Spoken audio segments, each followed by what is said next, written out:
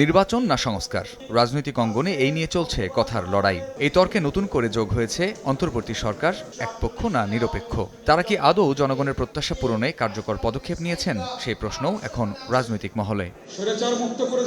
সেই আলোচনায় বিএনপি মহাসচিব মির্জা ফখরুল ইসলাম আলমগীর দাবি করেন, কিছু ক্ষেত্রে নিরপেক্ষ থাকছে না অন্তর্বর্তী সরকার, তাই নির্বাচনকালীন নিরপেক্ষ সরকারের প্রয়োজন হতে পারে। ৬৯-এর গণঅভ্যুত্থানের নায়ক শহীদ আসাদের ৫৬তম মৃত্যুবার্ষিকী উপলক্ষে জাতীয় প্রেস ক্লাবে আয়োজিত আলোচনা সভায় একথা বলেন বিএনপি মহাসচিব। দেখি যে বেশ কিছু বিষয়ে অন্তর্বর্তীকালীন সরকার নিরপেক্ষতা পালন করতে পারছেন না।